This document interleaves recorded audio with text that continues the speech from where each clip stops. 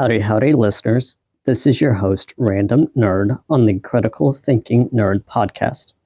I want to share some extra history with you on the topic of slavery. The following is from TikTok creator Classical Learner Publishing. Why is it that public schools only teach about the transatlantic slave trade? They don't teach that there was slavery in the Ottoman Empire, that it lasted for 600 years and 5 to 10 million people were enslaved. That they not only enslaved men, but the most valuable slaves were women, because sexual slavery was not only permitted, but it was institutionalized in the Ottoman Empire. So they would get many of their slaves from Central Europe, many of their slaves from the Balkans, and they would enslave Hungarians, Russians, Ukrainians, which is why the word slave comes from Slav.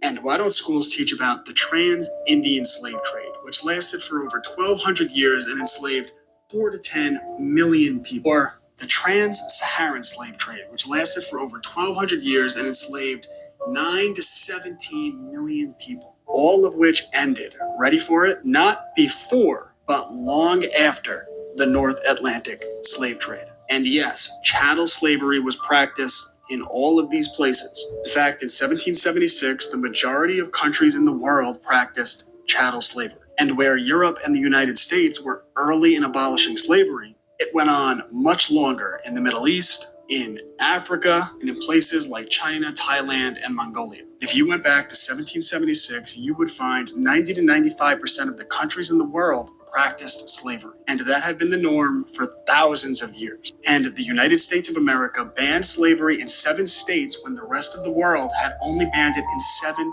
countries. And the reason this isn't taught is that everything in school is framed through a Marxist lens of oppressed versus oppressors. So they intentionally teach our history out of context, which is a form of brainwashing that is designed to make dividing and conquering society easy. Because absent of historical context, it allows them to frame the United States of America as some uniquely evil place, when in reality it is Britain, the United States of America, and the West that is responsible for driving the institution of slavery into extinction. You could learn more about that in my previous video.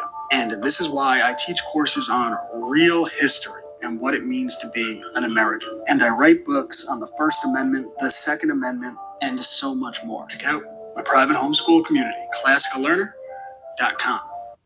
If you found this episode meaningful, please continue to listen to my next episode as I dive deeper and research further to share my knowledge with you. Thank you.